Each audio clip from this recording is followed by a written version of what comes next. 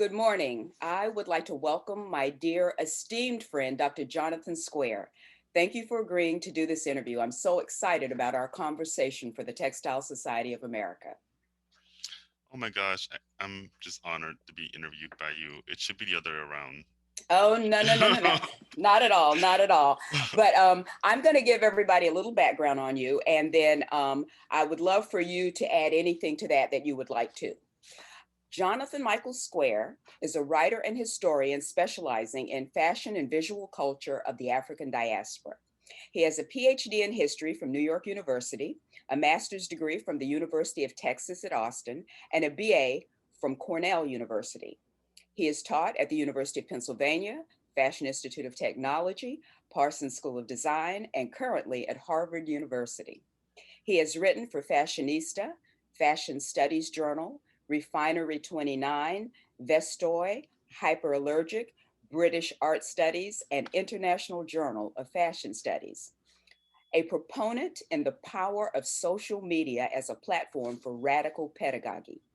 He founded and runs the Digital Humanities Project, Fashioning the Self in Slavery and Freedom, which explores the intersection of fashion and slavery. Whew, what a wow. I don't even know what to say. That's so amazing. Do you have anything you'd like to add to that?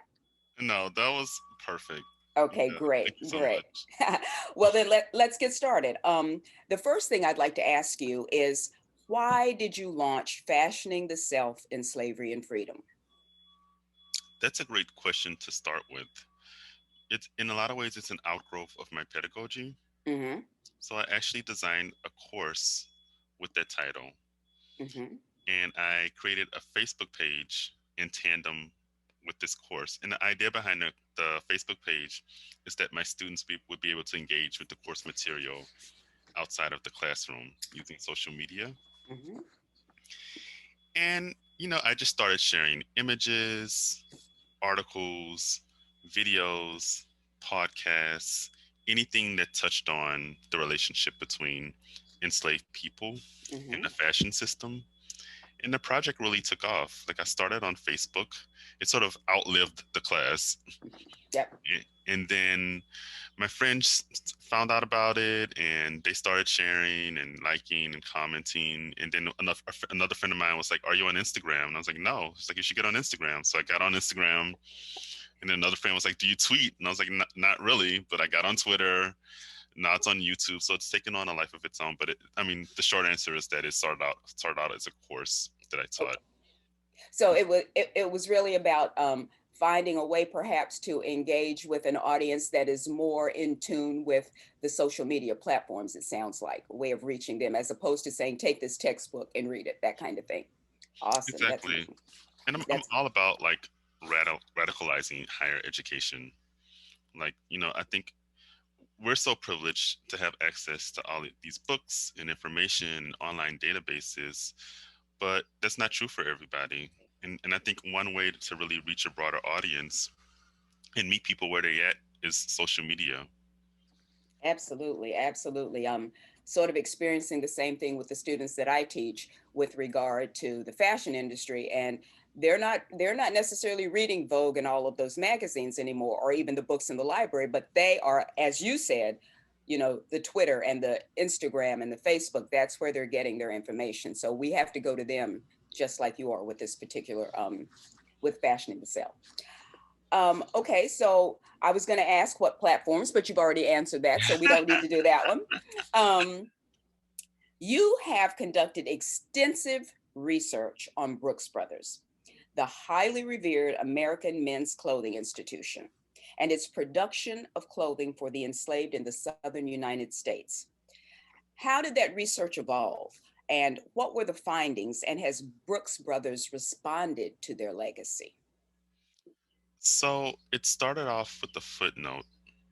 There's a book by a labor historian who's no longer with us named Philip Foner. Mhm. And on the first page of his book, Business and Slavery, there's a footnote that says that Brooks Brothers had a connection to slavery. When I first saw that footnote, I was like, interesting. Like Mhm. I want to explore this further, but all I had was the footnote. And I was like, that you can't, do its entire project just from a footnote, but I lodged it in the back of my brain. Uh-huh. Then I found out that the Historic New Orleans collection had 2 coats from Brooks Brothers that were worn by enslaved persons. And I was like, okay, I got 2 sources now. Now I Mm-hmm. can really like get into this. So that was sort of the catalyst for the project. And from that, I just started like digging into archives, finding more about the coats, exploring Brooks Brothers' connection to slavery. And it's, I'm still learning a lot. It's still a history that's is in the process of being uncovered.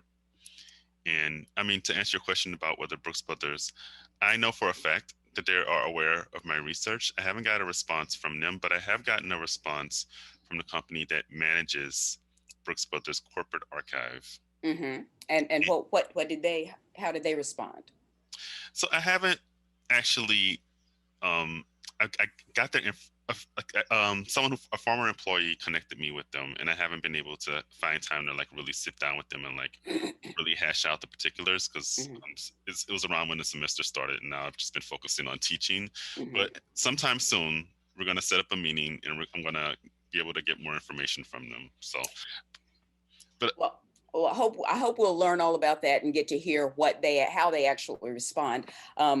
We all know that the United States has a history of selective memory, so it will be very interesting to hear their response to this. So please share it with us when you do finally have that conversation, because I think a lot of people would be really interested in it. But you were about to say something. I'm sorry. oh yeah, I was just gonna say that I'm in the process of writing a book that's on fashion and slavery, and I intend for one of the chapters to really delve into this history of Brooks Brothers because I think it's kind of a really interesting snapshot. Brooks Brothers is the oldest surviving American brand, and anything that old from the early 19th century Has a connection. exactly. Has a connection. Well, can you talk a little bit about the garments that you found in New Orleans? What were they? What genre did they fit into? They were livery. So there were 2 fancy coats that were probably worn by one of the coats is very small, so it's probably a boy. Mm-hmm. The other coat is larger, so it's probably for a grown man. And they're cotton with silk lining, very fancy, custom buttons, and the buttons have falcons on them, and the falcons are on the family crest. Ah, So they okay. emblazon their enslaved people with symbols of their wealth and prosperity. And their coats are actually in good condition. They were found in an attic in a plantation in St. Francisville, Mm-hmm. and they were donated to the Historic New Orleans collection. And I actually had the I don't want to say pleasure, the honor to see these coats in person. The opportunity, I The guess. opportunity, thank you. Because I can't think of any of the positive words to go with that particular experience. And you said that they were specific enough to have the sort of the family crest emblazoned on the buttons. I think that's really interesting because that still is another like signifier of power over these people. It's almost like a branding them.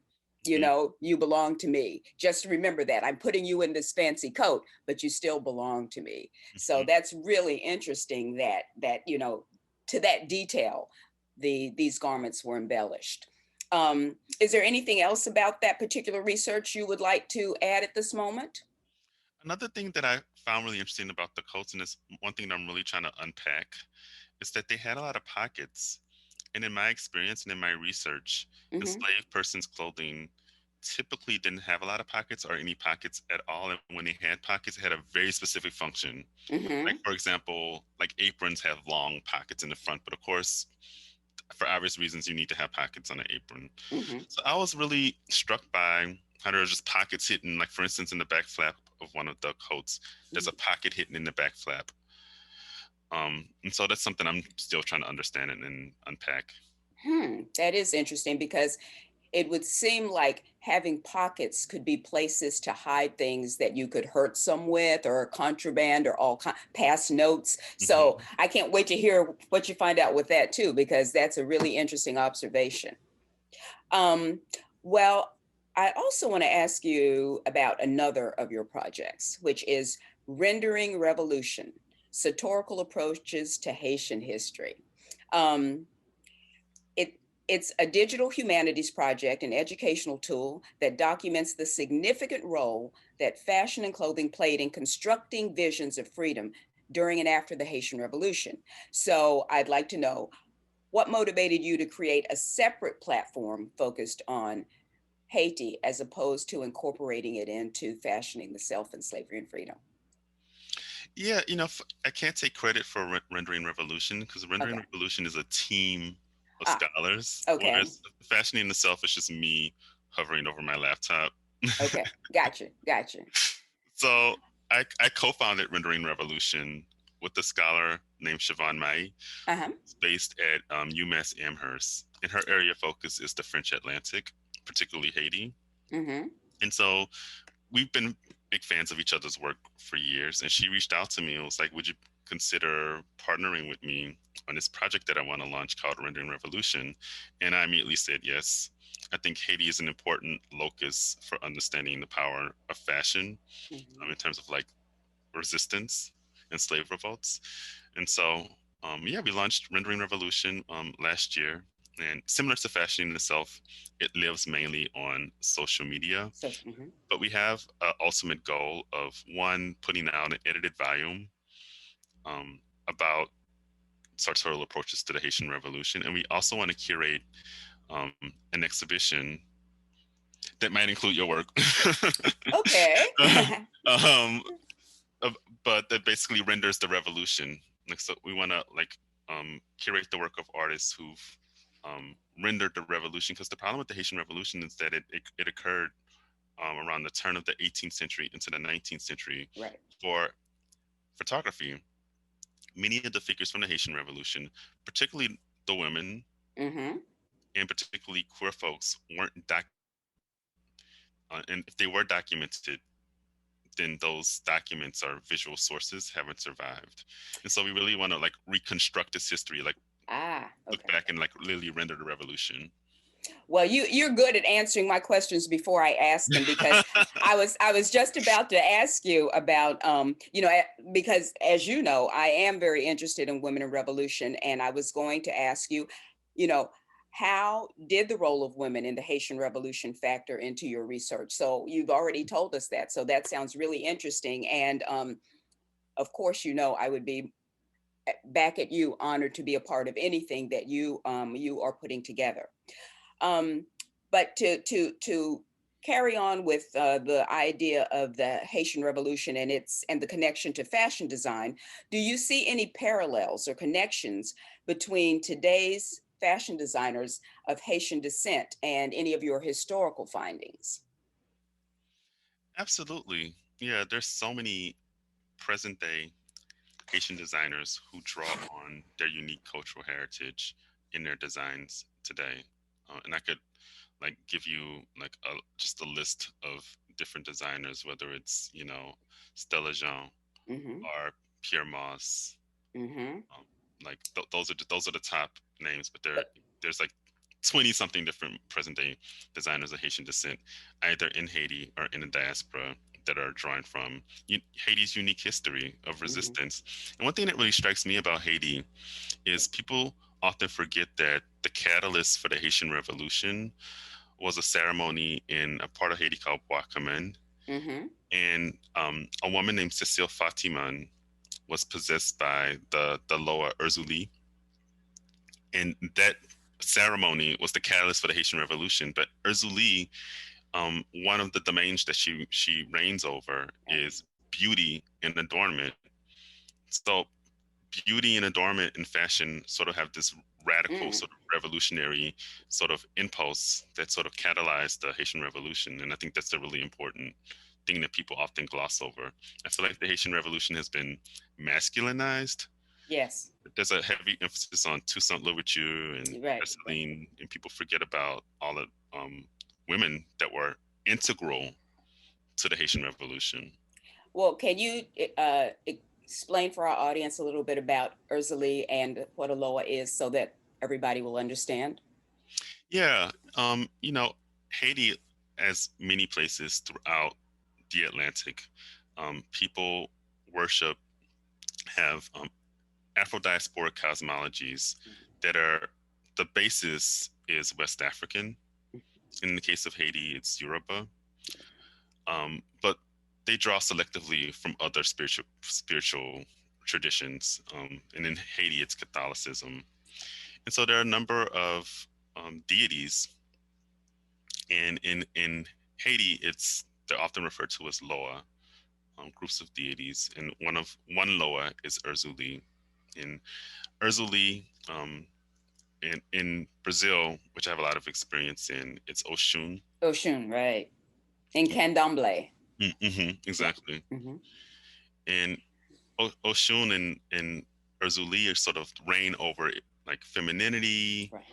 beauty, adornment, Exactly. but also it's not like just in a pretty way. It's pretty. Right. It is about being It's in a pretty. powerful way. Exactly. Uh-huh.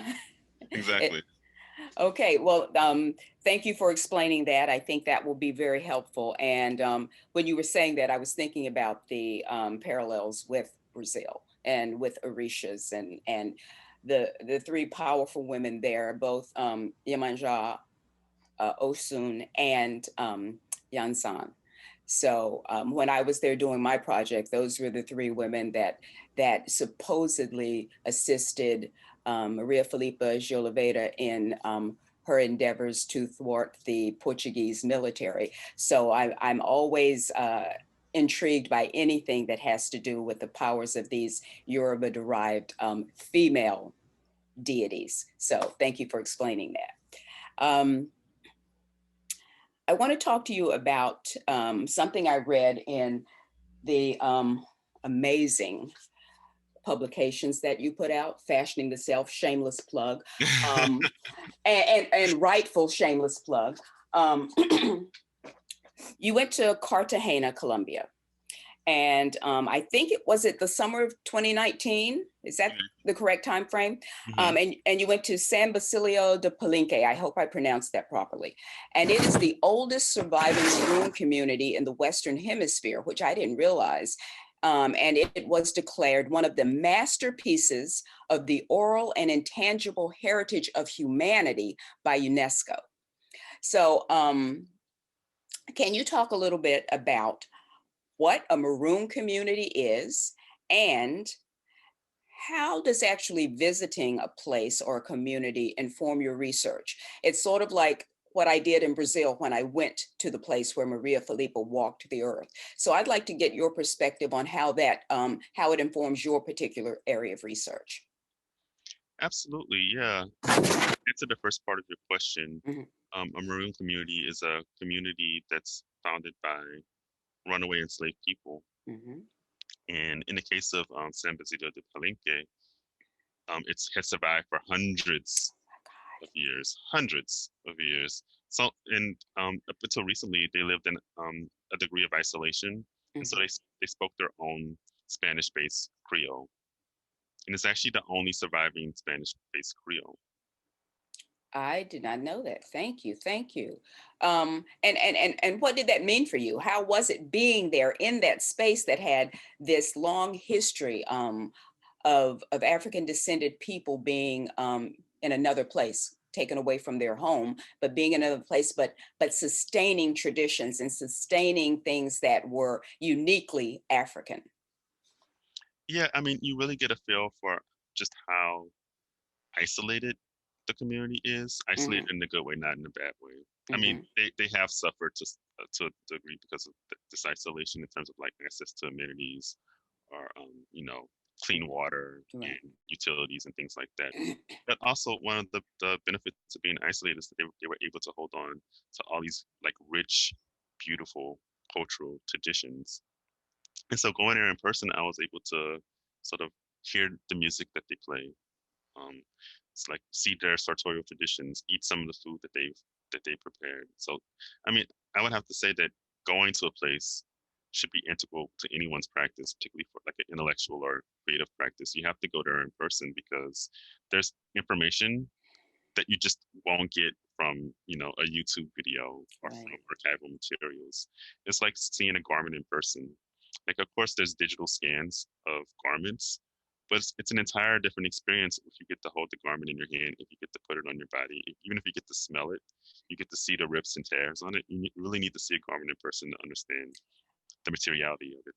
That is, you could not have spoken any truer words. I had a very, I would say, almost life-changing experience when in the summer of 2014 I did an internship in the costume and textile collection at the Museum of the City of New York, and that was exactly what happened. Seeing something up close, and I'm like, oh my gosh, that collar, that Dior collar, was hand stitched on, and it smells a certain way, and all of that. So it's very, very true. It completely, it made me fall in love with the making of clothing again, and the materials that were used to make them. So I think that's very true with any kind of research that involves these kinds of material objects. When Tying into that, when I was in Brazil, I worked with Afro-Brazilian textile makers to create this piece. And it was so amazing just interacting with this 81-year-old woman who was supposedly the last cutwork embroidery woman producer on the island of Itaparica, and seeing her sewing machine and how she worked. And we did not share language, but we shared making. So it was really a really rewarding and beautiful experience. Um, what do you think, if you had to take away the most important thing from that experience in Colombia, what would that be for you? Ooh, to understand like just the richness of Afro-diasporic cultures and to understand that many of these cultures are imperiled Yes. and that they need to be protected and memorialized and documented. Do you see parallels between the different African diasporic communities? Have you seen things that carry across when you go to different places? Absolutely. I mean, I see a lot of parallels between San Basilio de Palenque and the plethora, the hundreds of quilombos that are in Brazil That that are, still mhm. survive and that are literally imperiled by the state. Like, In Brazil in particular, but really everywhere. I mean, you find the same thing in Mexico with Afro Mexicans. You find, I mean, there are countries, from what I understand, Colombia didn't even really include people of African descent in its census and different things like that for a long time. Argentina, so many places just completely wiped off the radar mm, as far as someone being of African descent. I was talking to some women in Colombia, and they were saying so many people of African descent don't even identify as being of African descent. So, I mean, there's much work to be done as far as recognizing people of African descent in so many countries around the world. But the good news is that whether it's recognized by the official government or not, the traditions are being carried on and embraced, and that's the good news, I think, and why your research, Jonathan, is so important and vital and must go on, without a doubt. I know, seriously, I'm being silly, but really, it is so important. And I hope that you will always be able to continue this research and get funding and supported by, various entities, because it is vital to African diasporic education. And it's something that Lord knows we need in the United States. We need it, right now, because we have been eliminated from so much of the traditional historical narrative, that we have got to start making sure that people know our history, what we've done, and what we continue to do, and what we've always done. So I would like to give you the final word. If you would like to, if there's anything else that you would like the Textile Society of America's audience to know about your work or about yourself, what you're up to at this moment, please, the floor is yours. oh, thank you. Well, that was really beautiful, and I feel like it's hard to follow up from that really eloquent Oh, conclusion that you just gave. Also, it's just an honor to be interviewed by you. I'm such a fan of your work, and I learned so much from you. So this has been an honor. So thank you so much for taking time to interview me. But yeah, I'm just continuing the the work that I'm doing. I teach full time, and I'm still running the digital humanities platforms, Fashioning the Self in Slavery and Freedom, and Rendering Revolution, which I run with a team of scholars. And I'm also working on a book manuscript, very Mm, slowly, but hopefully in a few years it'll be out. Um, the tentative title is Negro Cloth: How Slavery Birthed the Global Fashion Industry. mm, okay. So I'm continuing to chip away at that book manuscript, and yeah, this has been a pleasure and an honor. Well, right back at you. I think we have a mutual fan society. I am honored to be able to interview you. Mutual admiration society is what I was trying to say. And looking forward to the book whenever, it is finished and published. Please let us know. And you and I know, will be in contact for sure. I wish we could talk for an hour, but we both have some academic responsibilities I think we can get to. But thank you so much for taking the time to have this conversation with us. No, thank you for having me. This was a pleasure, a delight. Well, maybe we'll have another one to follow up. Perfect. Okay, take care, Jonathan. All Thank you. all right, see you later. Bye bye. Bye bye.